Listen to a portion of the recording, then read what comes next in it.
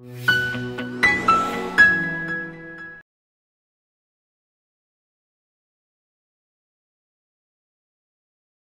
there, it's Iggy the Investing Iguana. Want to know the surprising reason behind Singapore's slowing property prices? In this video, I'll dive into the latest URA data and reveal the key factors driving this trend. I'll also share my predictions for where the market is headed next. If you're thinking of buying or investing in property, you won't want to miss this inside scoop. Overview: private home prices cooling off. Let's dive a little deeper into what's causing this cooling off in Singapore's private residential property market. The latest data from the Urban Redevelopment Authority, URA, shows that the property price index rose by just 1.1% in the second quarter of 2024. That's a notable slowdown from the 1.4% growth we saw in the first quarter. And when we take a step back and look at the bigger picture, the trend becomes even clearer. In the first half of 2024, prices grew by a modest 2.5%. Compare that to the 3.1% growth in the first half of 2023 and the 4.2% growth in the first half of 2022, and it's evident that the market is losing some of its momentum. So what's behind this slowdown? Well, it appears to be a broad-based trend affecting both landed homes and condominiums/apartments. In the second quarter, landed property prices increased by 1.8%, which is a significant drop from the 2.6% growth in the previous quarter. Similarly, prices of non-landed properties, i.e., condos and apartments, climbed by 0.9%, down slightly from the 1% gain in the first quarter. A couple of key factors seem to be at play here. Firstly, persistently high interest rates and lingering inflation are making buyers more cautious. They're being more prudent with their budgets and are less willing to pay top dollar for properties at the moment. Secondly, there's been a limited supply of new housing in recent months. Fewer new project launches mean a smaller pool of homes for buyers to choose from. And since new homes typically command higher prices, this scarcity has put downward pressure on the overall price index. It's worth noting that this slowdown is playing out differently across various market segments. In the luxury or core central region, for instance, condo prices actually dipped slightly by 0.2%. The suburbs or outside central region saw a marginal 0.3% gain. In contrast, prices in the city fringe or rest of central region increased the most, by 2.2%. Looking ahead, property price growth may remain stable for the next 2 quarters as consumers continue to exercise financial prudence. With interest rates not expected to decline as rapidly as previously projected, we've adjusted our full-year price forecast for 2024 from 3 to 6% to 4.5 to 6%. That said, there are some potential bright spots on the horizon. Several prominent new projects are expected to launch in the coming months, which could spur an increase in market activity. Moreover, with the global economy gradually strengthening and the hiring outlook expected to improve in the second half of the year, we may see sales volumes pick up in the latter part of 2024. What's behind the slowdown? A couple key factors seem to be at play here. First, high interest rates and inflation are making buyers more cautious. They're being more restrained with their budgets and not as willing to pay sky-high prices right now. Second, there's been a limited supply of new housing recently. Fewer new launches means a smaller pool of homes for sale.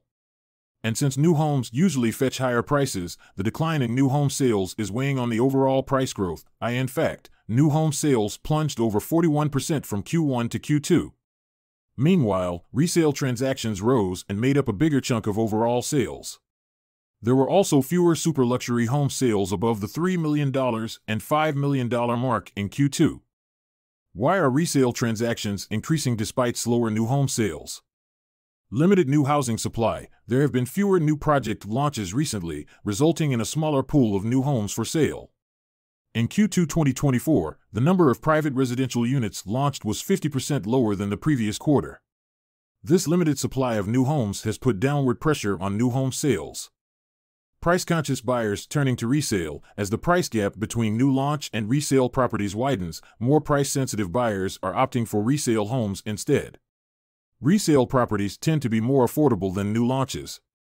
In Q2, the median price of new non-landed homes fell 1.5% to 2,238 Singapore dollar PSF, while resale prices rose 2.1% to a lower 1,709 Singapore dollar per square foot. Resale market seen as better value. Some buyers perceive resale properties as offering better value, especially if location, size, and amenities are their key priorities. With new home prices staying elevated due to higher construction and labor costs, the resale market presents an attractive alternative. Proportion of resale transactions increasing. With new home sales declining, resale deals are making up a larger share of overall transactions. Resale formed 76.4% of sales in Q2, up from 65.8% in Q1. Meanwhile, the proportion of new sales fell from 26.8% to 16.9% in the same period. Secondary market holding up. While new sales are dwindling, volumes in the secondary market are staying healthy. In Q2 2024, resale transactions rose to 3,344 units, higher than Q1 and above the quarterly average for 2023. This suggests genuine underlying demand for homes in the resale market. What's the outlook? So where do we go from here?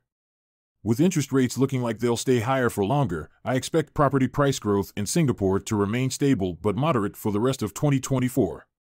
In fact, we've adjusted our full-year forecast from 3 to 6% to a slightly narrower range of 4.5 to 6%, given the slower growth seen in the Q2 data. However, there are some potential bright spots on the horizon that could inject more activity into the market. Several big new launches are coming up in the pipeline, which could boost sales volumes and generate more buzz among buyers.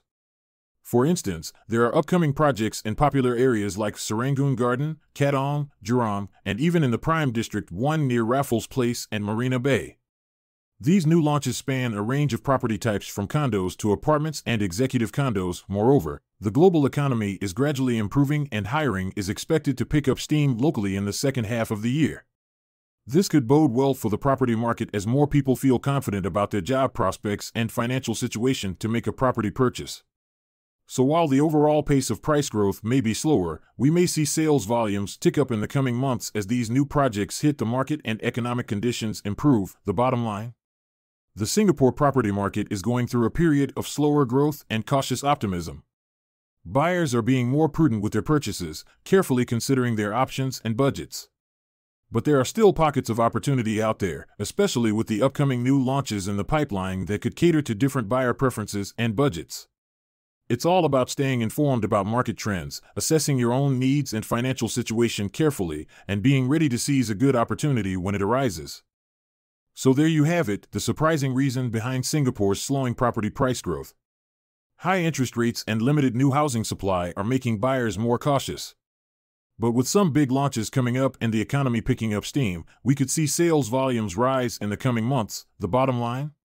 It pays to stay informed and consider your own situation carefully before making any property moves.